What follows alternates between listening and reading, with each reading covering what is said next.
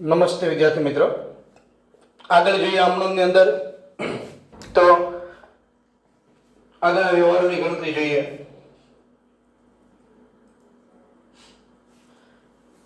60,000 રમણીક પાસેથી લોન લીધી.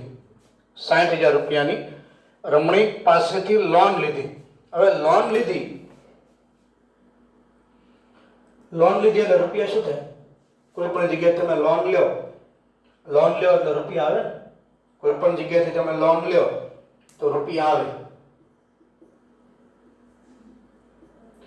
કોણ પાસે લોન લીધી? રમણીક પાસેથી. તો રમણીક આપે.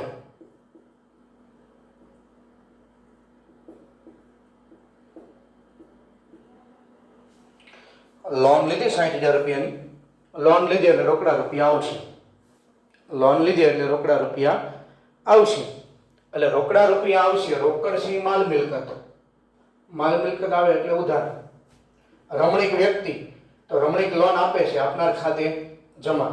તો એની આમ નોંધ થશે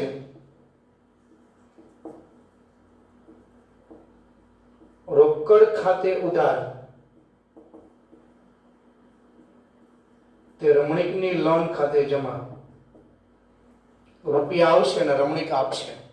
રૂપિયા આવશે એટલે રોકડ ખાતે ઉધાર. 60,000 રૂપિયા લોન લીધી એટલે 60,000 રૂપિયા તમારી પાસે આવે. રમણીક આપશે એટલે રમણીક ખાતે આપનાર ખાતે જમા. તો કે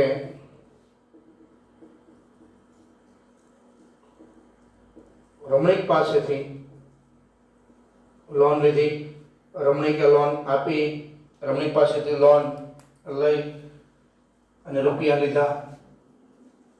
એટલે કહેવાનો મતલબ કે મેન વસ્તુ આ જે બે અસર આપણને મગજમાં આવડી જાય તો ઉધાર જમા તો ઓટોમેટિક થઈ જ જવાનું છે. બે અસર. અને હજી પણ આમનોંધમાં કોઈને તકલીફ પડતી એ બધા વિદ્યાર્થીઓ માટે એક સલાહ કે એને ખાસ એ આપણો જે બે અસરવાળા ચેપ્ટરના વિડીયો છે એ વિડીયો ફરી વખત જોવા. એમાં દરેક વ્યવહારની બે અસર વિશે સરળતાથી સમજાવેલો છે. ત્યાર પછીનો વ્યવહાર છે કે 10,000 નો માલ બચ્ચુભાઈ પાસેથી ઉધાર ખરીદ્યો. 10,000 નો માલ બચ્ચુભાઈ પાસેથી ઉધાર ખરીદ્યો. હવે માલ સામાન ખરીદ્યો તો માલ સામાન શું થાય? તો કે માલ સામાનની ખરીદી કરી એટલે માલ સામાન આવશે. માલ સામાન આવશે. પણ ઉધાર છે એટલે રૂપિયા તો જાય નહીં. માલ સામાનની ખરીદી કરીએ, માલ સામાન આવશે. પણ ઉધાર ખરીદી કરી છે એટલે રૂપિયાનો સવાલ જ નથી આવતો. ઉધારમાં રૂપિયાની લેવડ દેવડ જ ન હોય. તો કે માલ સામાનની ખરીદી કરી એટલે માલ સામાન આવશે. અને કોણ પાસે ખરીદ્યો? બચ્ચુભાઈ. બચ્ચુભાઈ આપશે. માલ સામાન આવશે અને બચ્ચુભાઈ આપશે. તો માલ સામાન આવશે, માલ સામાન આવશે એટલે માલ મિલકત આવશે એટલે ઉધાર. બચ્ચુભાઈ પાસે ખરીદ્યો મતલબ બચ્ચુભાઈ આપશે એટલે આપનાર ખાતે જમા.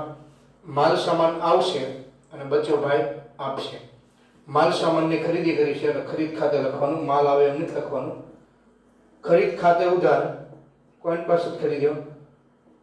બચ્ચુભાઈ. બચ્ચુભાઈ ખાતે જમા. ખરીદ ખાતે ઉધાર, બચ્ચુભાઈ ખાતે જમા. કેટલા રૂપિયા છે? તો કે 10,000. ખરીદ ખાતે ઉધાર 10,000 અને બચ્ચુભાઈ માલ સામાન આપશે 10,000 નો.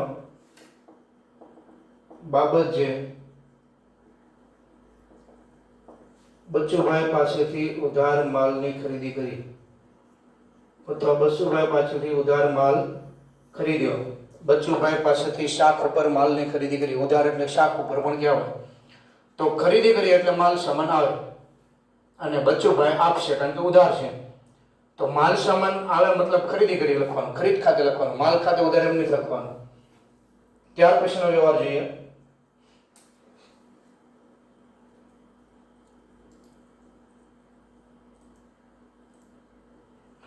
તો કે 5,000 દુકાનનું ભાડું ચૂકવ્યું.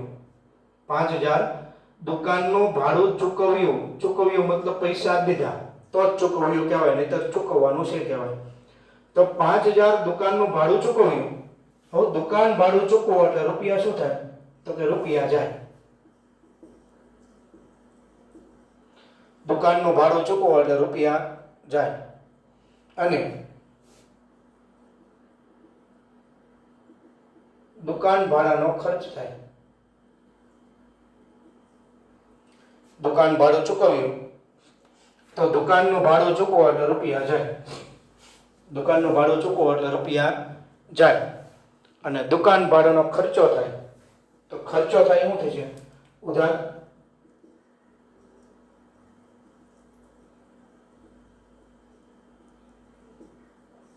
દુકાન ભાડા ખાતે ઉધાર તે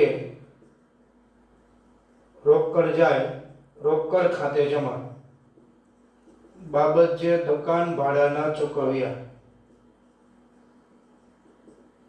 બાબત જે દુકાન ભાડાના ચૂકવ્યા, 5000 રૂપિયા દુકાન ભાડાના ચૂકવ્યા. દુકાન ભાડાનો ખર્ચો થાય તો દુકાન ભાડાના ખર્ચ ખાતે ઉધાર 5000, રોકડ જાય, રોકડ ખાતે જમા 5000. એટલે આમનોંધ જે લખાય છે એ આમનોંધ લખવામાં ઉધાર વિગત છે આ બાજુના છેડાથી, અને થોડી લીટી દોરીને ઉધારનો ખાલી ઉજ, આખું ઉધાર લખવાની જરૂર નથી ને આખું ઉધાર લખવું પણ નહીં.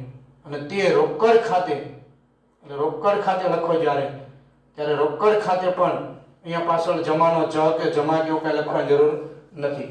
ત્યાર પછી આગળ જોઈએ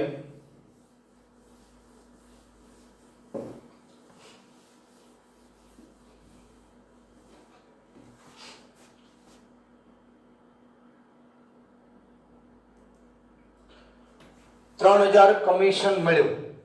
3000 નું કમિશન મળ્યું. હવે કમિશન મળ્યું છે, કમિશન મળ્યું. હવે મળ્યો એટલે કમિશનના મળ્યા એટલે રોકડ શું થાય? તો કે મળ્યા એટલે રોકડ આવે. કમિશન મળ્યું એટલે રોકડા, તો કે રોકડ આવે. શેના મળ્યા? તો કે કમિશન. એટલે કમિશનની શું થશે? આવક. મળ્યું છે એટલે આવક થશે, ને ચૂકવ્યું હોય તો ખર્ચો થાય. કમિશન ચૂકવ્યું હોય તો ખર્ચો થાય, પણ મળ્યું છે એટલે આવક. તો રોકડ આવશે, રોકડ આવશે. રોકડ એટલે માલ મિલકત, રોકડ એટલે માલ મિલકત. આવશે એટલે શું થશે? તો કે ઉધાર. કમિશન, કમિશન એટલે ઉપજ ખર્ચ, કમિશન એટલે ઉપજ ખર્ચ. કમિશનની આવક થશે, આવક થાય તો જમા. તો એની આમનોંધ થશે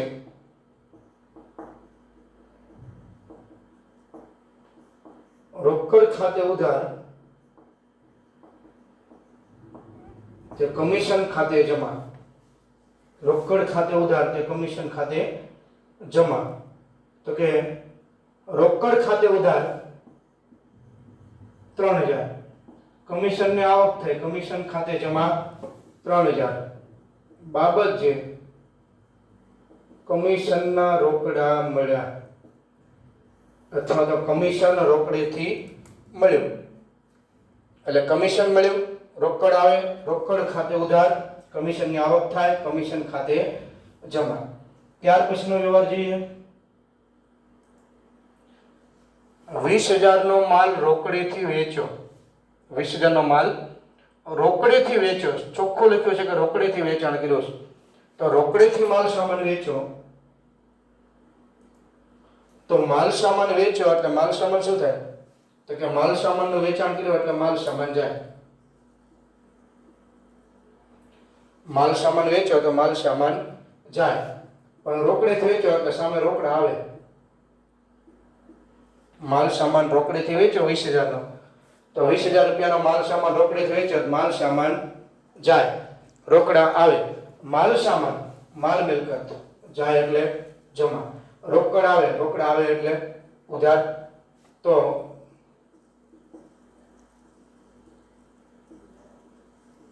રોકડ ખાતે ઉધાર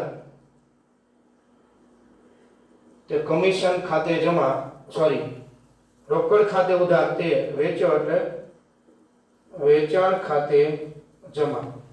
કેટલાનો માલ વેચો? તો કે 20000 નો.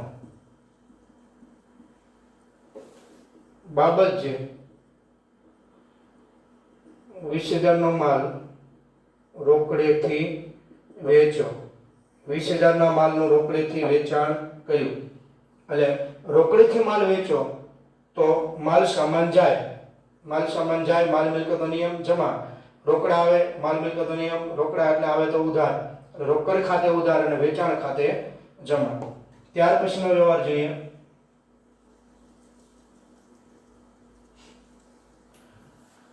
2000 નું ફર્નિચર રાજ ફર્નિચર માર્ટમાંથી ખરીદ્યું. જોજો ખાસ અહીંયા 2000 રૂપિયાનું ફર્નિચર રાજ ફર્નિચર માર્ટમાંથી ખરીદ્યું.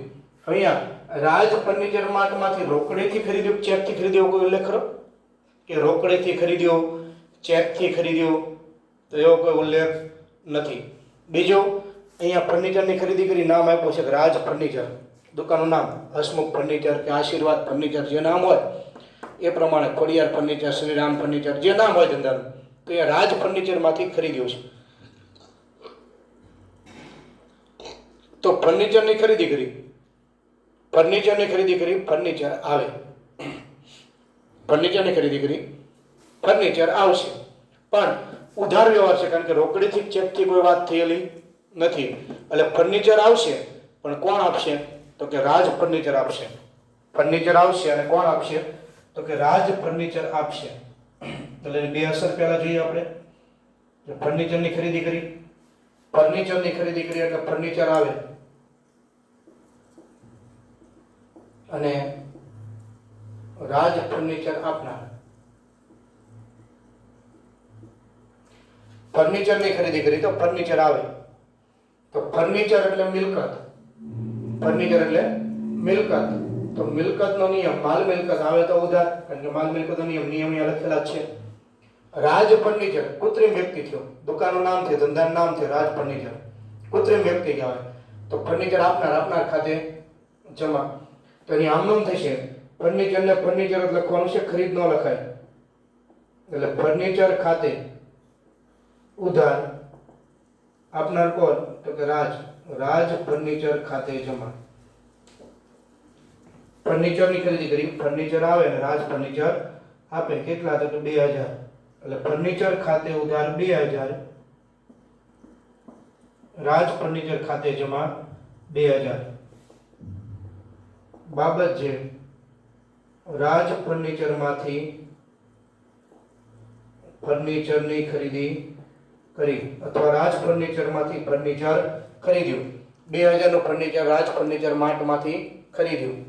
એટલે ફર્નિચરની ખરીદી કરો, ફર્નિચરને ફર્નિચર જ લખવાનું છે, મકાનને મકાન જ લખવાનું છે, યંત્રને યંત્ર જ, તે મિલકતને એના નામથી જ લખવું પડે.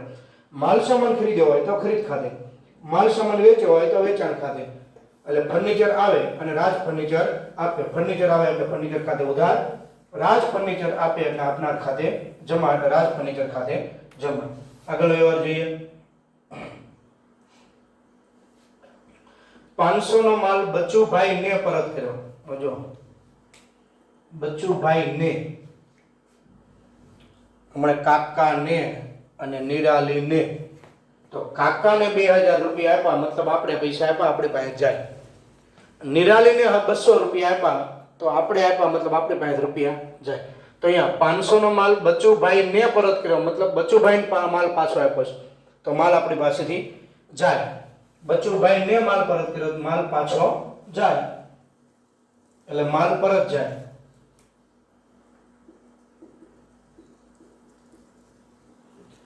અને પાછો કોણ લે છે? તો બચુભાઈ લઈ લે છે પાછો. માલ પાછો આપ્યો, માલ સામાન જાય. માલ પાછો આપ્યો, માલ સામાન જાય, માલ પરત જાય એટલે જમા. કોને આપ્યો? બચુભાઈને. બચુભાઈ લેનાર, લેનાર ખાતે ઉધાર. પણ માલ પાછો કયો જાય? તો કે ખરીદેલો. ખરીદી કરી હોય, માલ સામાન આવે, પેનની ખરીદી કરું, પેન આવે પણ ખરાબ નીકળો તો પાછી આપો એટલે જાય, ખરીદ પરત, માલ પાછો જાય, ખરીદેલો માલ પાછો જાય. તો એ બચુભાઈ લેનાર છે, બચુભાઈ ખાતે ઉધાર.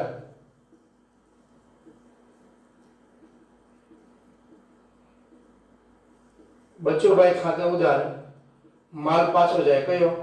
તો કે ખરીદ પરત. ખરીદ પરત ખાતે જમા.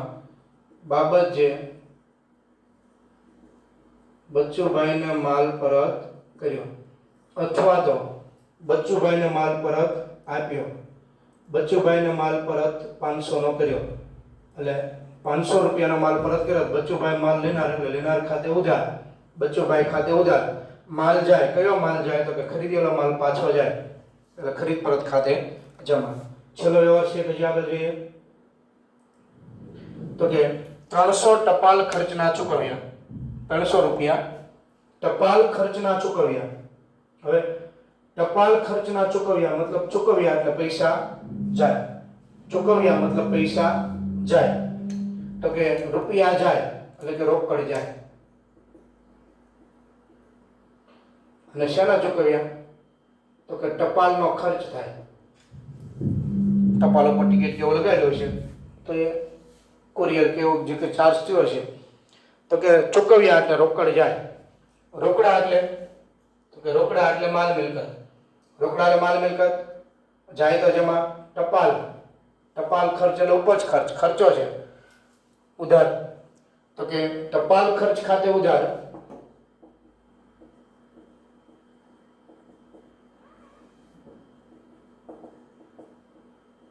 રોકડા જાય રોકડ ખાતે જમા.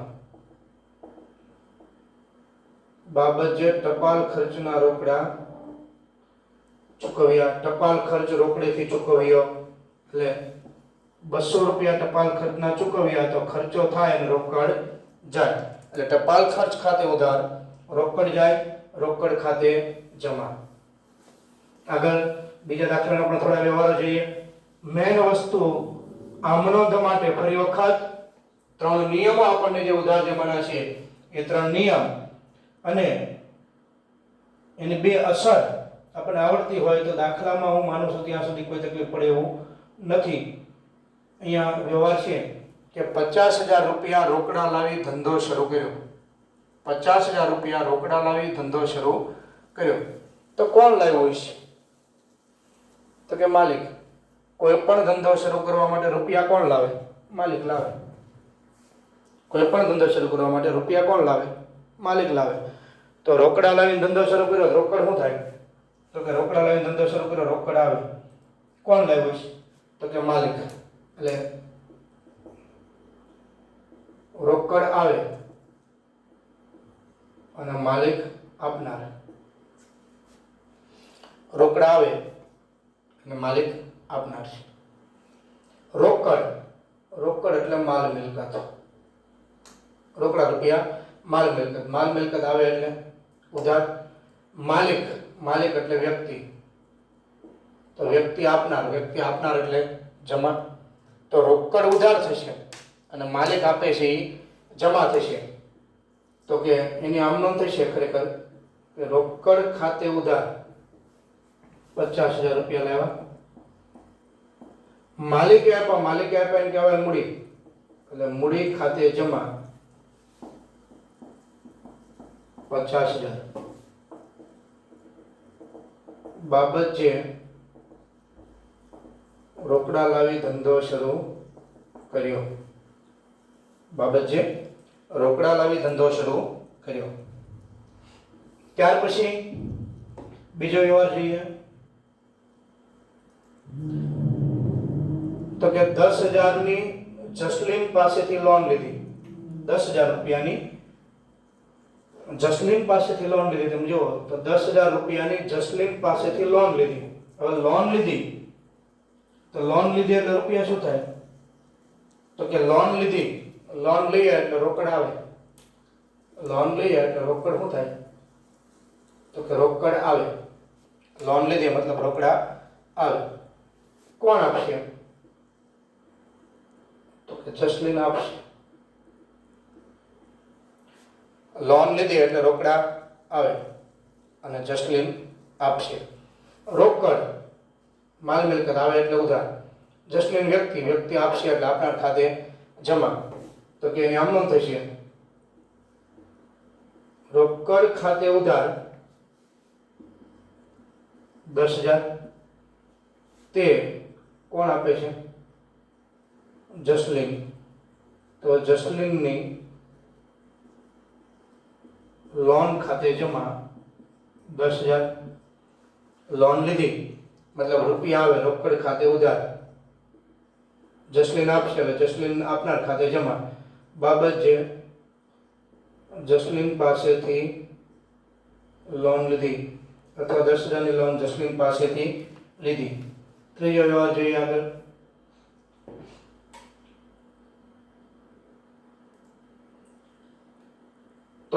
30,000 રૂપિયા બેંકમાં ભરી ખાતું ખોલાવ્યું. 30,000 રૂપિયા બેંકમાં ભરી ખાતું ખોલાવ્યું. હવે 30,000 રૂપિયા બેંકમાં ભર્યા અને ખાતું ખોલાવ્યું.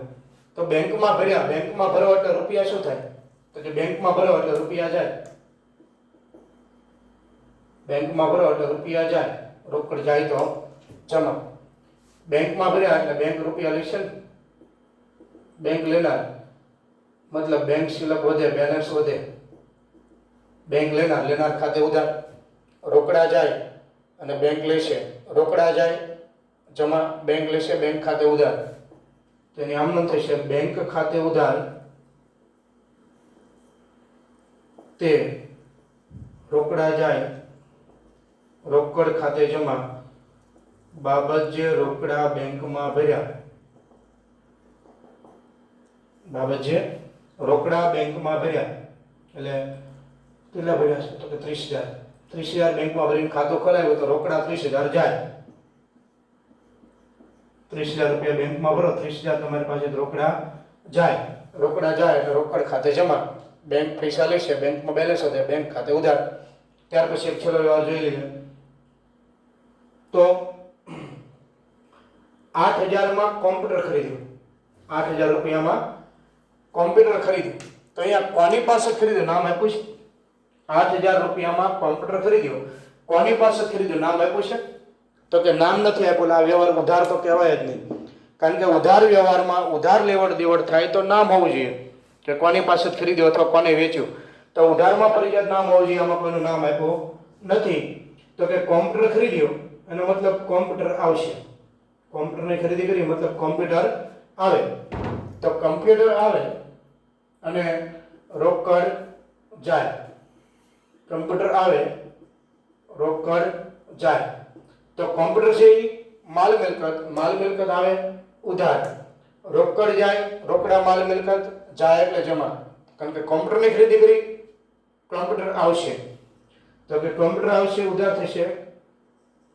કમ્પ્યુટર ખાતે ઉધાર 8,000. રોકડ જાય, રોકડ ખાતે જમા 8,000. બાબત જે રોકડેથી કમ્પ્યુટરની ખરીદી કરી અથવા તો રોકડેથી 8,000 નું કમ્પ્યુટર ખરીદ્યું. કોમ્પ્યુટરની ખરીદી રોકડેથી કરી અને જ્યારે દાખલો પૂરો થાય ત્યારે છેલ્લે રકમના ખાનાના ટોટલ જે કરવાના આવે 50, 10, 60, 30, 90, 8, 98,000 જેટલા ઉધાર એટલા જમા થશે. કારણ કે આપણે દ્વિનાથી પદ્ધતિ નામો લખીએ છીએ એટલે ઉધાર જમા ટોટલ સરખા થશે અને વિગતમાં લખવાનું કે કુલ સરવાળો એટલે આ રીતે છે એ આમનો લખવાની થશે.